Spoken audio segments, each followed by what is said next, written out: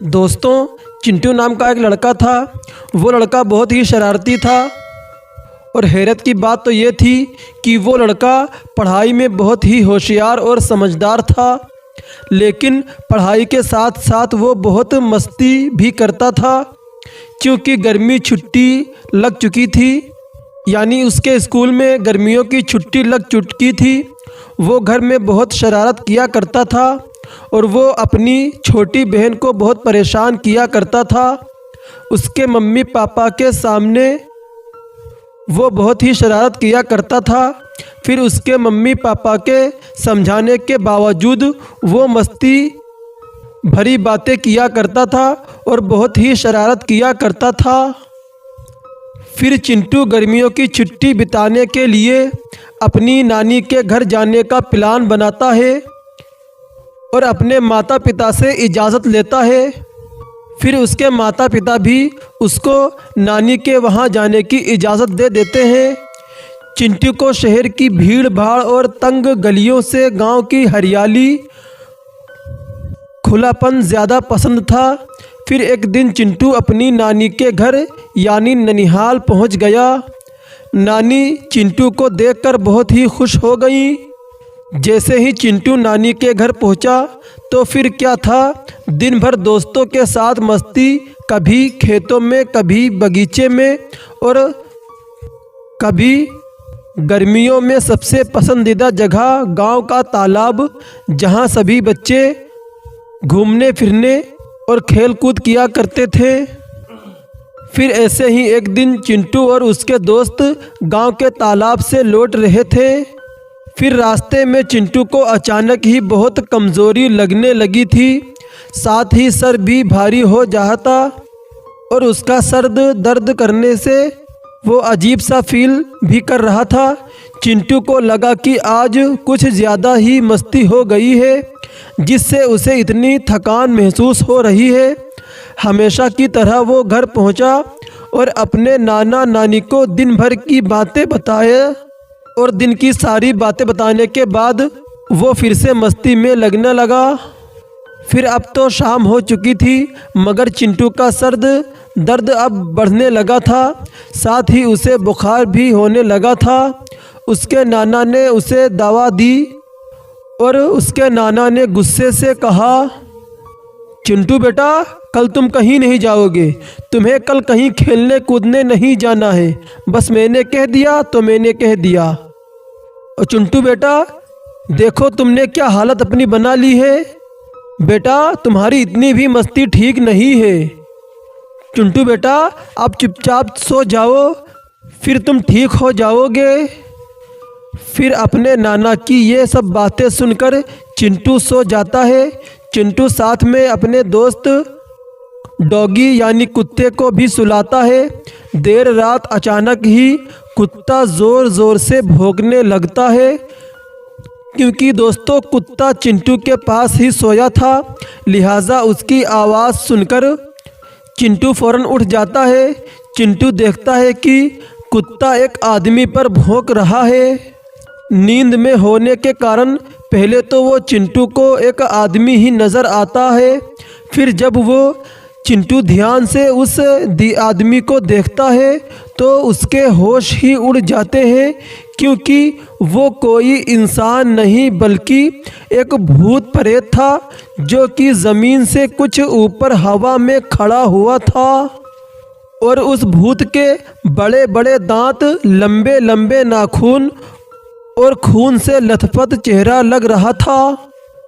जैसे ही चिंटू ने उस भूत को देखा, मानो चिंटू के तो चेहरे पर हवाइयाँ ही उड़ने लगीं। एकदम से चिंटू डर गया। फिर चिंटू ने देखा कि चिंटू को वो भूत अपनी ओर बुलाने का इशारा भी कर रहा था। ये सब देखकर चिंटू एकदम से सहम गया। फिर चिंटू कुछ भी नहीं बोल पा रहा था। वो अपनी जगह से हिल ही नहीं पा रहा था कि तभी कुत्ता के लगातार भौंकने की आवाज़ सुनकर उसके नाना नानी भी जाग जाते हैं।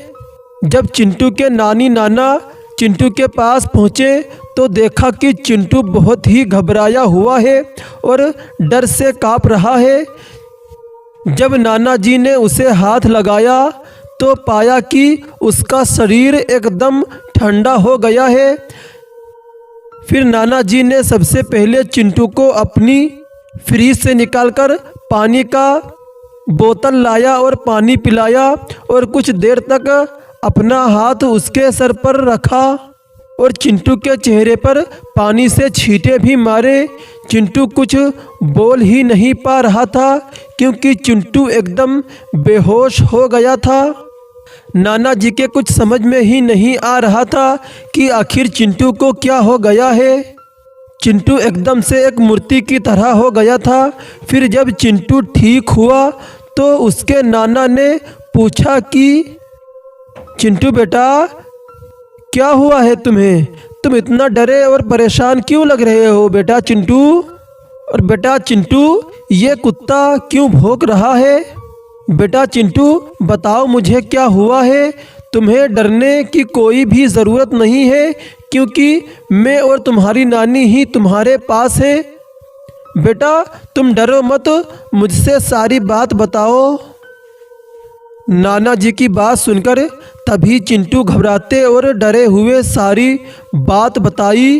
फिर अगले दिन ही चिंटू को गांव के पंडित के पास ले जाया गया, जहां पंडित ने बताया कि कल जब चिंटू तालाब से दोस्तों के साथ खेलकर लौट रहा था तब उसने वही रास्ते में एक जगह पेशाब किया था जहां किसी की चिता जलाई गई थी, जिस वजह से उस व्यक्ति की आत्मा का अपमान हुआ। इसीलिए वो प्रेत आत्मा इसके पीछे पड़ गया है। जैसे ही पंडित ने ये बात बताई, चिंटू और चिंटू के नाना और नानी जी बहुत परेशान हो गए। फिर वो दोनों रोने लगे। फिर चिंटू के नाना ने विनती करते हुए बोला, पंडित जी आप ही इस समस्या का निवास कर सकते हैं। पंडित जी आप ही हमें इस मुसीबत से निकाल सकते हैं। तभी पंडित जी ने एक अभिमंत्रित ताबीज़ देते हुए कहा, ताबीज़ चिंटू के गले में डाल दो और फिलहाल कुछ दिनों के लिए यहाँ से चले जाओ। दोस्तों फिर नाना जी उस ताबीज़ को चिंटू के गले में डाल देते हैं। फिर कुछ समय बाद सब कुछ ठीक हो जाता है और चिंटू भी एकदम से ठीक हो जाता है। फिर चिंटू ने अपने नाना और नानी से इजाज़त ली और शाम ही की गाड़ी से अपने घर लौट आया शहर में वापस। उसके बाद से फिर चिंटू की कभी भी तबीयत खराब नहीं हुई और उस तावीज़ के फ़ायदे से चिंटू के पास कभी कोई प्रेत उसके आसपास भी नहीं आई। दोस्तों ये खौफनाक कहानी यहीं पर समाप्त होती है। दोस्तों वो कहते हैं कि अगर हमें अनजानी जगह पर पेशाब आ जाए तो पेशाब करने से पहले हम लोगों को खांसना चाहिए, ताकि अगर कोई अदृश्य शक्ति वहाँ मौजूद हो तो वो वहाँ से दूर हट जाए। इसीलिए हमको कहीं भी बाहर पेशाब करने से पहले खांस लेना चाहिए। दोस्तों कहानी कैसी लगी प्लीज़ हमें कमेंट करके ज़रूर बताएं। दोस्तों दिल्ली शहर जो कि भारत की राजधानी है, ये शहर बहुत ही खूबसूरत और बहुत बड़ा है। आप एक बार दिल्ली जाओगे तो बार बार आप लोगों का जाने का मन करेगा। दोस्तों दिल्ली में घूमने के लिए कई खूबसूरत जगह भी हैं। दोस्तों कहा जाता है कि दिल्ली दिल वालों की है और यहाँ दिन की रोशनी और रात की चांदनी हमेशा इस शहर की जिंदा रखती है। दोस्तों आप लोग तो जानते हैं कि दिल्ली बहुत ही खूबसूरत शहर है, पर दोस्तों इस रोशनी और चांदनी के पीछे छुपी हुई कई राज, इस राज को जानने की किसी ने कोशिश नहीं की, क्योंकि ज़िंदगी यहाँ चलती नहीं दौड़ती है। शायद यही कारण था कि उन लोगों ने उनकी ज़िंदगी में हो रही इस अजीबोगरीब घटना के पीछे का राज जानने की कोशिश नहीं की। तो दोस्तों ये कहानी भी दिल्ली शहर की एक बहुत ही डरावनी दिल दहला देने वाली कहानी है। दोस्तों, आज की ये कहानी रवि और उसकी वाइफ और रमेश के साथ हुई घटना पर आधारित है। ये तीनों दोस्त और रमेश की पत्नी एक साथ महरौली में एक 2 BHK फ्लैट में रहते थे। जहां शिफ्ट हुए उनको सिर्फ 3 महीने ही हुए थे। तीनों एक साथ ही प्रोडक्शन हाउस में काम कर रहे थे, जो कि रवि और रमेश का अपना खुद का बिजनेस था। ज़िंदगी का हर लम्हा साथ बिताते थे, चाहे वो काम हो या घूमना, या सभी अपनी लाइफ से बहुत खुश थे। लेकिन हर दिन सुबह 5 बजे अपने ऑफिस जाने के लिए जब उठते थे तो पूरे घर की लाइट ऑन होती थी। फिर एक दूसरे से सवाल जवाब करने से एक ही नतीजा निकलता था कि इन तीनों में से किसने लाइट ऑन की थी, जो पूरे घर की लाइट ऑन है। दोस्तों, इस अजीब घटना की शुरुआत आज से 3 महीने पहले हुई थी। उन्होंने ये बात किसी को भी नहीं बताई और उन्हें यह डर था कि शायद उनके दोस्त उनका मजाक बनाएंगे। और शाम के करीब तकरीबन 5 बजे ये तीनों अपने काम से लौटते थे। शाम 6 बजे घर का काम करने वाली बाई भी आ जाती थी और कभी कभी उसका बच्चा भी आया करता था।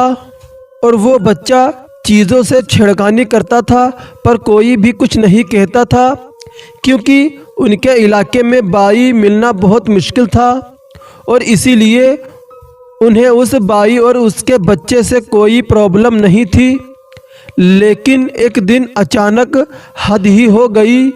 जब रवि और उसकी वाइफ देर रात बाहर से घर आए तो देखा बाई का बच्चा उनके बेडरूम में खेल रहा था। तो उन्होंने सोचा काम करने वाली बाई पड़ोस में काम करने गई होगी, इसीलिए बच्चे को यहाँ छोड़कर चली गई है। पर रवि की वाइफ को इस बात पर बहुत गुस्सा आ रहा था, क्योंकि अपने बच्चे को घर पर लाना तो ठीक था, मगर उसे यहाँ खेलते हुए छोड़कर किसी दूसरे के घर काम करना ये उन्हें बिल्कुल पसंद नहीं आया। फिर दोनों ने 1 घंटा इंतज़ार किया और फिर दोनों पड़ोस में गए, उसी काम वाली का पता लगाने पड़ोस में गए। फिर पड़ोस में वर्मा जी की बात सुनकर वो शॉक हो गए, क्योंकि वो आज काम पर नहीं आई थी। वही काम वाली बाई आज काम पर नहीं आई थी। फिर दोनों घर चले गए तो उन्होंने देखा बच्चा पूरे घर में कहीं भी नहीं था। फिर इन लोगों ने सोचा कि अभी हम घर के बाहर गए थे तो वो बच्चा घर ही में खेल कूद रहा था, और अब हम वापस आए हैं तो अचानक वो बच्चा कहाँ चला गया। ये दोनों बहुत ही परेशान हो गए कि आखिर बच्चा गया तो कहाँ गया। फिर इन दोनों ने ज़्यादा नहीं सोचा, क्योंकि उन्हें एक पार्टी में जाना था। फिर रात को रमेश लेट नाइट शूट करके आया और उसने देखा पूरे घर की लाइट और बाथरूम की लाइट ऑन पड़ी है। फिर रमेश ने बाथरूम का गेट खोला और देखा पूरे बाथरूम में खून फैला हुआ था। ये सब देखकर रमेश एकदम से डर गया। फिर रमेश डर के मारे मेन गेट की तरफ भागा। तभी उसे उस बच्चे की आवाज़ आई और उसने बोला, बेटा तुम यहाँ क्या कर रहे हो। रमेश की बात पर बच्चा कुछ नहीं बोला और धीरे धीरे मुंह ऊपर उठाकर मुस्कुराया, लेकिन उसकी मुस्कान में अजीब सी बात थी, जैसे उसने कई राज छुपा रखे हों। वो डर के मारे बाहर निकल गया और रवि और उसकी वाइफ को भी बुला लाया। फिर सब लोगों ने सोचा कि आखिर ये बच्चा किस तरह का बच्चा है, कुछ समझ में ही नहीं आ रहा है। अचानक गायब हो जाता है और ये बच्चा अचानक आ जाता है। फिर वो सब अचानक डरे डरे अंदर गए। अब रात के करीब 12 बज रहे थे। उन्हें किसी भी तरह रात एक काटनी थी। सुबह तक तीनों बहुत ही खौफ में थे। आखिर ये क्या हो रहा है। फिर रवि ने मकान मालिक को कॉल लगाया और सारी रात बताई। जो भी उनके साथ हो रहा था उस मकान मालिक को सारी बात रमेश ने बताई। उन लोगों की बात सुनकर तब मकान मालिक ने उन्हें बताया कि कुछ सालों पहले यहाँ एक परिवार रहा करता था जिसमें पति पत्नी और एक बच्चा था। कर्ज के बोझ के कारण पहले उनसे यानी उस पति ने अपनी बीवी बच्चे को मारा, फिर खुद मर गया। फिर मकान मालिक से ने बताया फिर जब से उन तीनों की मौत हुई है तब से इस घर में इसी तरह के हालात हो रहे हैं। ये सब जानने के बाद वहाँ रहना तो दूर, वहाँ एक पल गुजारना भी मुश्किल था। तीनों रात भर बहुत डरे हुए थे। फिर जैसे तैसे उन्होंने वो रात गुजारी और अगले दिन जब काम वाली बाई घर आई तो तीनों ने उससे एक ही सवाल पूछा, ए काम वाली बाई, तुम्हारा बेटा नहीं आया है क्या? उन तीनों की बात सुनकर फिर वो काम वाली बाई पहले तो 1-2 मिनट तक चुपचाप रही और फिर बोली कि साहब जी, मेरा तो कोई भी बेटा नहीं है। उस काम वाली बाई की ये बातें सुनकर हैरान रह गए तीनों और उन तीनों के होश ही उड़ गए। फिर रवि ने एक बार फिर से पूछा कि क्या सच में तुम्हारा कोई बेटा नहीं है? फिर काम वाली बाई ने कहा, नहीं साहब जी, मेरा कोई भी बेटा नहीं है। ये बातें सुनकर तीनों के पसीने आने लगे और रवि की वाइफ चक्कर खाके तुरंत गिर गई। अब तीनों समझ गए थे कि इस मकान में जो बच्चा था वो कोई आत्मा था। फिर तीनों अगले दिन वो प्लाट छोड़कर दूसरी जगह चले गए क्योंकि वो तीनों इतना ही डर गए थे जब से मकान मालिक ने उनको बताया था कि 3 मौत इस घर में हो गई थी। फिर तो ये तीनों बहुत ही डर गए थे। उसके बाद में इन तीनों ने वो घर छोड़ दिया, फिर दूसरे मकान में शिफ्ट हो गए। उसके बाद कोई भी बच्चा या कोई भी काम वाली उनको नहीं मिली और इसके बाद रमेश भी एकदम ठीक हो गया। दोस्तों, कहानी कैसी लगी हमें कमेंट करके ज़रूर बताएं।